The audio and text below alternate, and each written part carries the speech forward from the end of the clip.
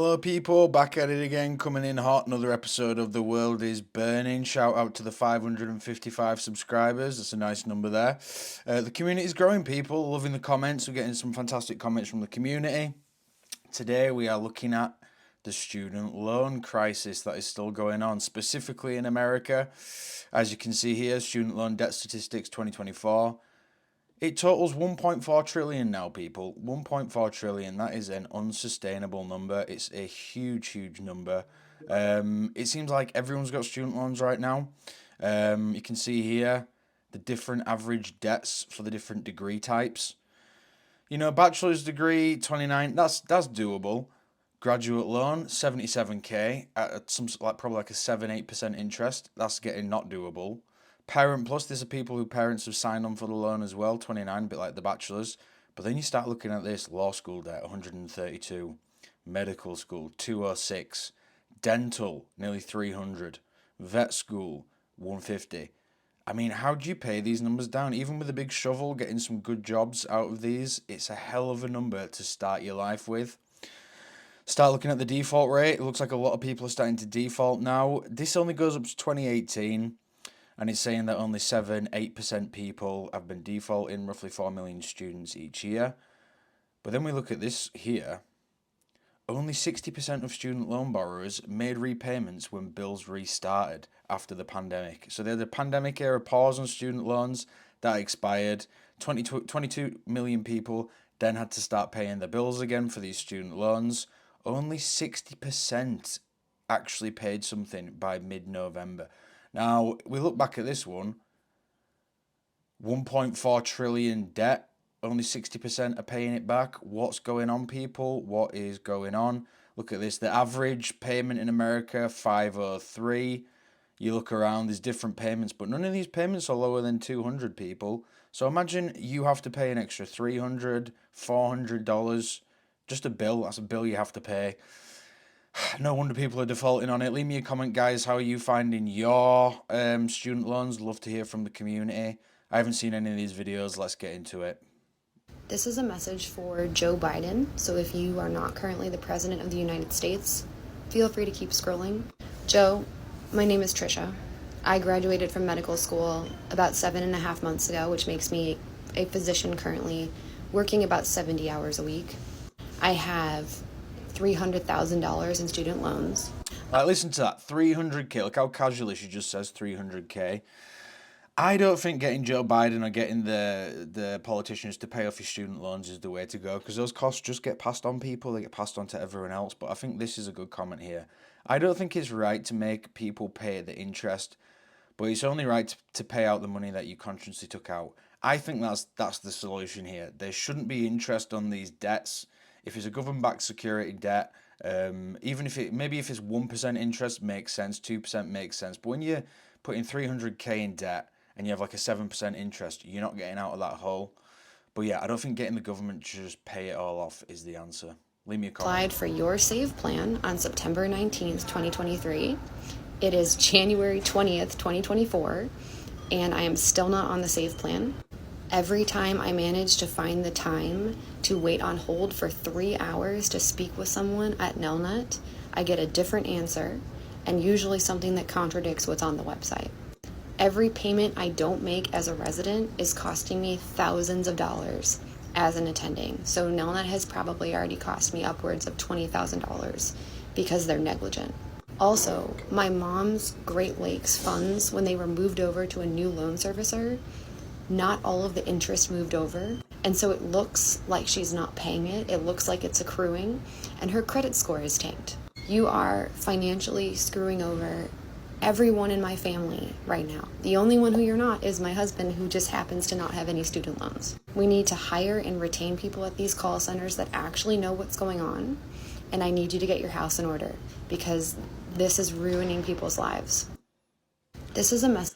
Yeah, I don't agree with the government paying back all the student loans. I think the interest is scandalous, especially on a 300k loan. But yeah, I think just going to the government to pay it off, because they're just going to tax you more, guys, to pay for it. The government doesn't create anything. They don't produce any money. They just tax you. Have debt, and I'm talking about student loans, credit cards, this video is for you. I was inspired by a creator who I'm going to tag below who's sharing her journey of paying over 6 figures worth of debt, so I figured I'd share my journey with you all as well. I started my debt journey in 2019 when I had $42,000 worth of debt.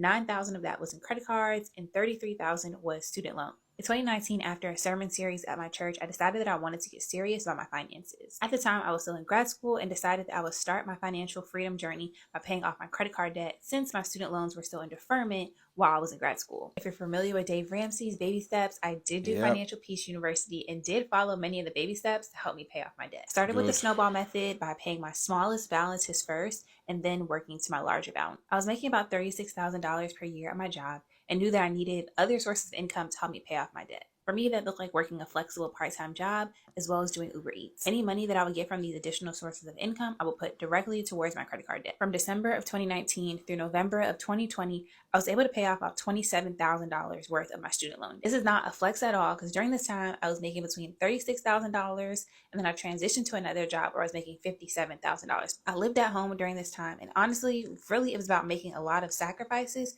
in order to focus on paying off my debt. I'll make another video that goes more in depth about how I did it. Yeah, and shout out this girl, she's doing it right there. It's all about sacrifices, pay off your debt. You don't want to be in any debt, not specifically student loan, but yeah. This one here, paid off my credit card, yeah. Shout out this girl as well. You don't want to be living on credit right now, people. You guys have student loan payments that have been or are excessive. You do not have to keep those payments. I'm not talking about a deferment. I'm not talking about a forbearance. And I'm definitely not talking about going into default. I'm talking about student loan payments based off of your income minus your expenses so that they can get to your accurate adjusted gross income. That is something that's based off of your discretionary income, okay? So for some people, they're still going to take 20% of your income as maximum towards your loans. Some people would be 10% of your income as maximum towards your loans. And in February, for some people on the SAVE plan, it will only be 5% of your income towards your loans maximum. So how do I get these changes? What are you talking about, Pastor Cheryl? Here is where you go to studentaid.gov and they're gonna got the whole thing. Yeah, we're gonna skip from this one, guys, but here's the thing. If you go on these payment plans, you're just never gonna pay the debt off and it's gonna follow you forever. Leave me a comment, guys. Have you signed up to any of these things? I'd love to know your actual real world findings of them. So I never explicitly said don't make payments on your student loans until September of 2024, but I'm getting very close to actually suggesting not making payments to your student loans until July of 2024. I can't fit this in 60 seconds, so if this is hitting your For You page and you can't watch it right now, I really encourage you to save it and watch it later because this is super valuable information if you have federal student loans. So to get a better understanding of what the fuck is going on, I have to describe some plans. So the first one is the standard 10-year repayment plan. It's exactly what it sounds like. Take your interest, your balance, do compounding interest for the course of 10 years, then divide that by 10 years, then divide that by 12 months, and you have your monthly payment. And this isn't even a minimum payment. After 10 years, you're completely done. So that plan is not very popular for people who don't make a lot of money. So they had a pay-as-you-earn plan. This plan doesn't exist anymore. It got taken over by Save. But this plan was income-driven, so it was 10% of your income. There was a bracket of income that could qualify for 0 monthly payments, but your interest would still accrue. So technically your account was just in forbearance if you didn't make enough money to make payments. So your balance just increased. Any of these plans, people, it's not getting rid of the debt. The debt will stay there, and they have these crazy interests on it. So it's just gonna keep going up if you do any of these crazy little plans. There's also a cap with this plan, and it's dependent on your standard 10-year repayment plan. So despite whatever you make, 10% of your income is maxed out at whatever your monthly payment for your 10-year payment plan would be. This sounds great on paper, but it's a double-edged sword. It reduces your payments so that you can afford them, but what it also does is it opens up the opportunity for your loan to just get bigger despite you making minimum payments. And this is what a lot of millennials have been dealing with. And when you have debt, guys, making the minimum payments is just not a way to get out of the debt. You're just paying the minimum payments. Everything's going to keep going up. their student loans. So now we have the SAVE plan. It's supposed to solve everything, right? Except it doesn't yet. So the government has been telling people to apply, but the biggest benefits haven't even gone into effect yet. The things that have gone into effect have been, one, it's increased that bracket. So now that people who earn like around $30,000 a year by themselves don't have to make any minimum payments. And it has also added this additional benefit. If you make your full minimum payment, if that doesn't cover the rest of your interest on your loan, you don't have to worry about it. So that means that your loan will never get bigger, even if your minimum payment is $0. Something that they didn't change was that 10% amount. So your income-driven payment is still dependent on that 10%. So if you make more than $30,000, you're still being charged 10% of your income as your minimum payment. But Yeah, we'll move on from this one, guys, but this comment sums it up nicely. Does the government not realize 10% of income when we are all struggling is insane? Yeah, it actually is insane. Right now we're in what's called the on-ramp program. On-ramp means they just are anticipating people are not about to pay this year.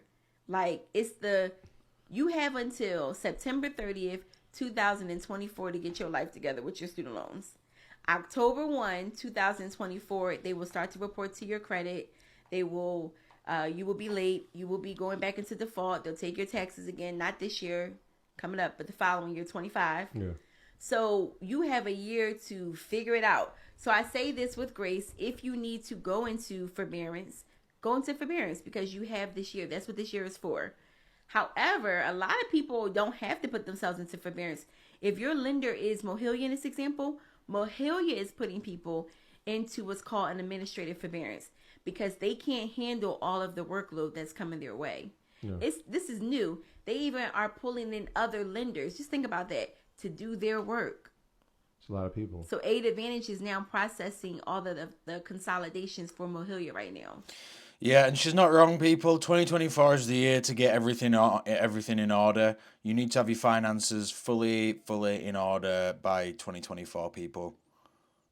No one is convincing me that there will be real consequences of not paying back my student loans, and this is why. I had to find this video and stitch it because I just got an email from Mohila. I'm also of the opinion, like, what are they going to do if none of us pay our student loans back? Is there a department for that? Anyways, it says, your account has been placed into an administrative forbearance, meaning no payment is required for payments due between October and December, which is great because I didn't pay. You are not required to make a payment until January. It's weird they sent it because it's whatever. And your account will not be considered delinquent. Be on the lookout for your next billing statement.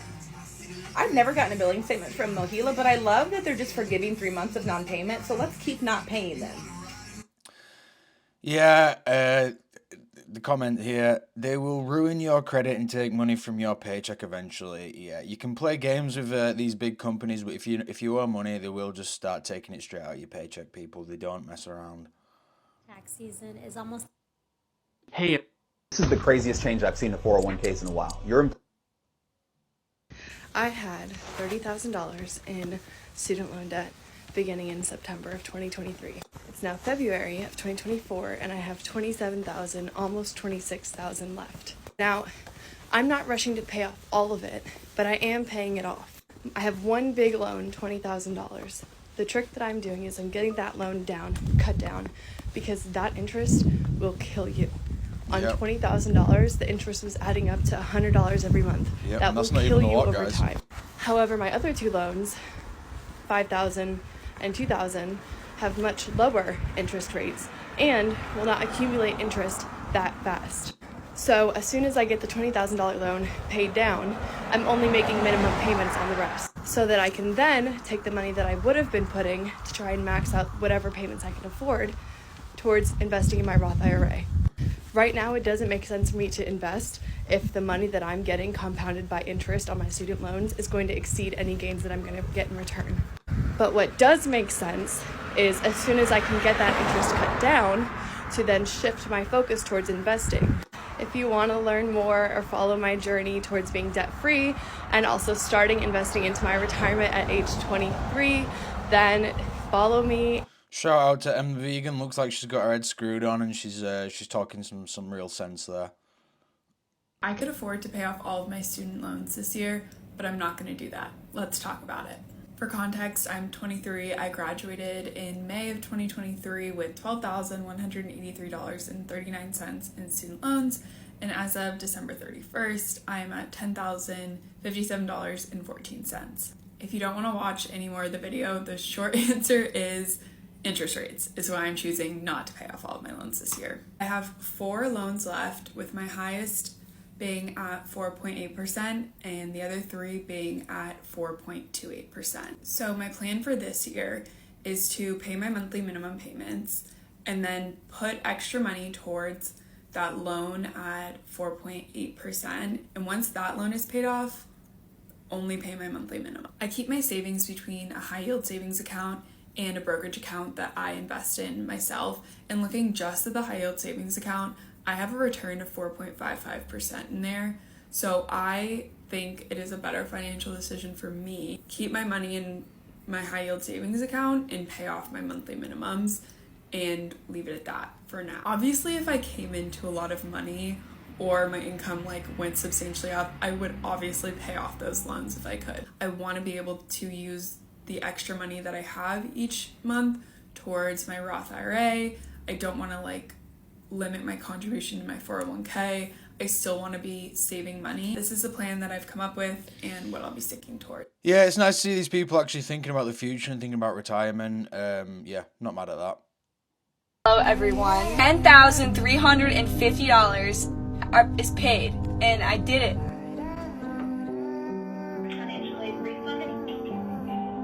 What questions can I help you with today? Make a payment. To pay the total payoff amount elected to make a payment of $314.57. Thank you. Your payment has been accepted. 0308869866982. Payments are typically posted within 2 business days. To hear this message again, press 1. Libby, shout out, you did it. You got it all paid off, and I hope you don't go back into debt again. Well done. Well done.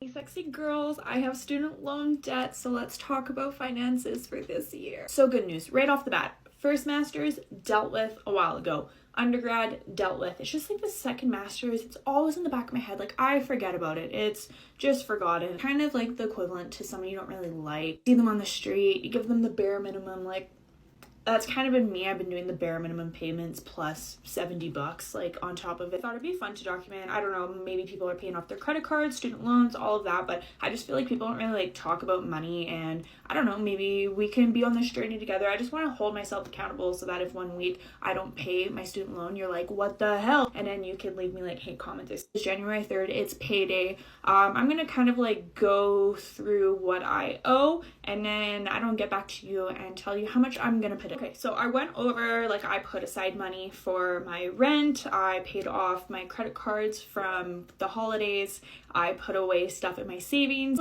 I'm gonna still get my nails done, I'm gonna do all of that, so I put away money for that. So every month I put in $215.31, and that's all I really do. I had an extra $200 kind of just laying around, so I'm gonna put in an extra $200, and then I'm gonna put an extra $300 in, which brings my total to my student loan for the first part of January to $715.31.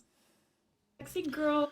Fair play. Once again, seeing these people getting out here paying off the debts and not just turning to the government to pay it off. Really, really appreciate that. And it's nice to see people getting a handle on these debts and actually tackling them. We'll do one more, then look at some comments from a previous video, guys.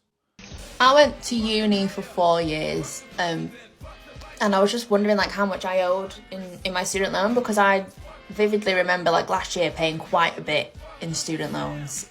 So I was like, surely I've made a decent dent. Anyway, so I logged on, and this is apparently how much I've got left. 73k. Anyway, hold on. And then it also showed me a breakdown between 2021 and 2022. So I started off with 62,000 in debt, and then after a year of paying, I then owed 71,000. How does that even add up? And I know, to be honest, in the grand scheme of things, it probably doesn't matter anyway, because I'll never end up paying it all back, probably. But what? Yeah, this is the British one, guys. I actually have some student loans in the British one. It's nothing like this. But this is a perfect example of how a high number with an interest, even if you're paying it off, it's going to keep going up. We're lucky in the UK, 30 years after you've graduated, they'll wipe all the debts out for you. So it's not like you have to, pay it forever. But yeah, look at that. Starts at 62, a couple of years later it's at 71. Make it make sense, people. Yeah, we'll just go through some comments once again. Absolutely love the community, guys. We're getting some good stuff here. Dalton K. I just want to add that numbers can be inflated due to COA or cost of attendance set by the university. That cost is not just tuition, but factors in off-campus housing, meals, and personal expenses, and is the most a person can take a loan out on from the US government. If you ever heard of someone with more than 30k in student loans, it's likely coming from rent, meals, personal needs. Yeah, they do that in the UK as well. You can take out extra loans for living expenses, and that's what that girl probably did to get that high level of debt. I left the US years ago, and I am so glad I did. Sure, every country has its issues, blah, blah, blah, but the problems in the US are so much more crippling than the other OECD nations, specifically education and healthcare. Andy, you bang on there. Alice, makes you appreciate England. Yes, it genuinely does. So leave me a comment, guys. I love hearing from the community. And I'll catch you on the next one. Bye.